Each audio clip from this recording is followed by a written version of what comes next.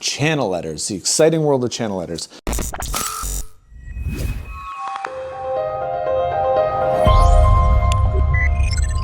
Hi, my name is Graham Wilcox. I'm an account manager here at Leaman Signs, and today we're going to talk a little bit about channel letters. So channel letters are generally constructed from a flexible face frame with an acrylic face, sometimes clad with translucent vinyl. So you can pick a whole bunch of different colors to match your branding, show off your message. But you can also go with a standard white face, just a white acrylic panel. And then moving backwards, they're constructed from a cut and bent channel return material. And then that gets mounted to a backer panel, which is full of LED lights. And that's how you get the channel letter magic. Now there are different kinds of channel letters. These are kind of a standard face-lit channel letter. We also have face and halo lit channel letters. So you've got a lit face and then you also get this nice glow on the back of the letter. I think these are really, really cool. And then this is something Greg was working on, and this is kind of a bottom lit, a little bit more of a stylized channel letter. So we can cut patterns and designs in the faces. Ooh, yeah, we'll turn off the lights. Good idea. turn off Rick's office. So this is a fully fabricated face and letter. So this letter is all 1/8" aluminum. And then we cut all of these little holes and these little divots and hand bent these in. And we also have just kind of a standard halo lit channel letter. These are really, really cool, especially if you've got like a big outdoor sign and you've got like a full painted letter and maybe a color that's kind of hard to match with the vinyl. There's lots of vinyl options out there, but sometimes a halo lit letter just pops. But yeah, so those are really your kind of your standard channel letters. I wouldn't call that a channel letter as much as something super cool that I love, but this is a cut acrylic inset and a 1" painted PVC.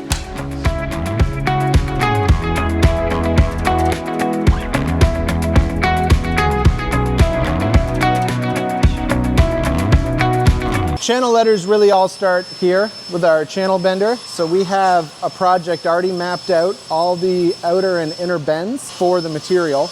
And the material comes from back here in this big roll, and then it gets fed through this, the only thing, I could call it a contraption, this contraption. So this is our AccuBend channel letter bender.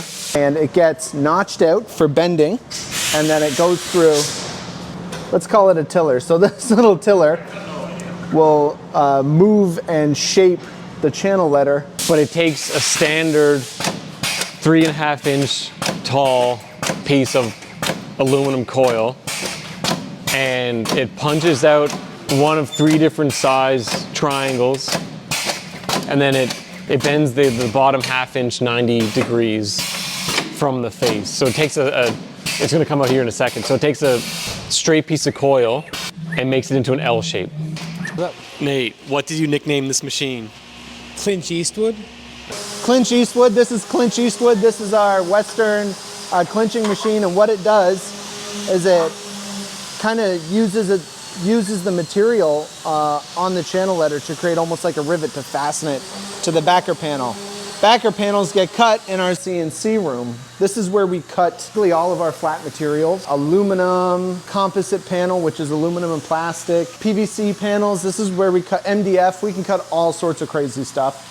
But this is where the backer panels for the lit channel letters get made. So these are some of the panels once they get populated. So they're a peel and stick LED module. They're all wired together. These channel returns go around the backer with the LEDs on it, and then they all get clinched together. So anyway, once the letters all clinched together and populated, and let's see if I can figure out if I can get this the first go. First try! These LEDs, these are super nice, and they're gonna make any color really, really shine through on the face. Channel letters are one of our more popular items, and for a good reason. They're a solid product. They last a really long time. I think they're a really great way for people to kind of show off their business and get eyes on the front of the building and then get them through the door. Yeah, so channel letter has roughly 3 customizable parts. You've got your face, your trim cap, which is this piece here, and your coil return. So obviously your face can be any variety of color, almost any color possible. Your trim cap can be, in a standard like kind of factory trim cap, would be either 3/4 inch tall, 1 inch tall, or 2 inch tall. This here is 2 inch tall. And then your coil can be a couple different heights and a variety of different colors, painted from the factory. It all depends on, like your trim cap size depends on the size of your letter, where it's going to be installed. There's one brand of trim cap, and the standard colors that it can come in. This can also, of course, be scuffed and painted any color at all. So that's a 3/4 inch, 3/4, 3/4, and into your 1 inch. A 1 inch is pretty standard. 2 inch we went to on that size because they are up really high and they're a little bit bigger, so we wanted that extra kind of meat into them, and it's just a little bit stronger. Same with the coil. Everything from your standard, like we basically stick to white and black. We do have some thicker mill finish, but we stick to white and black. Because they can be painted any color as well. Hi, my name is Rick. Site survey is the biggest thing. Go to site, meet with the client, and then determine what size will work best for what they need based on their logo and their brand. Depending on the situation, we may have to put it on what's called a carrier cabinet. And generally that's a larger structure, usually 2 inches deep. A backer basically is what it is. And the letters then mount to the carrier cabinet. So yeah, our channel letters are mounted to the carrier. The carrier is made up of aluminum frame, aluminum angle. There's 2 pieces to it. There's an aluminum frame that mounts to the wall, and then the outer frame that you see here with the beige color back, that goes on over top and screws to the back frame. On this particular one, we had it mounted to the carrier background because of the situation of where it's mounted. We have a floor that runs in behind there, limiting the access to getting wires from every letter directly into the building. If we do something like that, a lot of times that works out better because then you're only penetrating the wall once with a wire, as opposed to each individual letter having a wire that's going to penetrate the wall. So on the carrier, we're able to wire all the letters together to a central point and then bring one wire through to the inside of the building. I think the wire came in up at the very top of the panel, and in behind you're in a hallway with a drop ceiling. So with that drop ceiling, we were able to get the power supply up above and hide it and make a nice clean install for the customer. So, but again, it depends on where it's going on the building, how the building owner or the landlord feels about having the wall penetrated as much as it needs to be with channel letters. So it's either a carrier cabinet, and we can also do a raceway. Typically raceways will put the power supply in it. A carrier will be just a carry the letters, and our power supply will be mounted remotely inside the building. Yeah, so Ryco Financial installed it earlier this year. We have that one on a raceway. All the wires going through the raceway. Customer didn't want a hole for every single letter penetrating his building. You get more chances of water leak and issues with the building. So we built a raceway. We painted it to match the color of the building and mounted the letters to it. And that allowed us just to have that single penetration.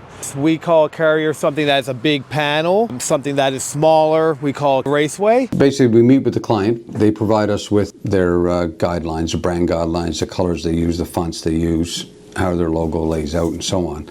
Get all that information together, give it to our design people, and we put together just a rough drawing to start, and a picture of the building, the location where it's going, so we'll superimpose that onto the building, and then just back and forth with the client, tweaking things, letter heights, colors, things like that, and fastening, how we're going to fasten it to the building. And then once we get that all nailed down with the client, then we have to go to apply for a sign permit from the City of St. John's, or whatever municipality basically that we're doing the signage in, whether it be on the west coast out Corner Brook or wherever. We have to apply for a permit from the different municipality to that they approve the sign going up. So that requires landlord approval and also city or municipality approval. Once that's completed, once we get all that back, then we start fabrication on the letters, and then we schedule an install time that works for the client as well. We try, of course, do our best to work within the customer's timeline, but a lot of it comes down to how quickly the permits get approved through the city.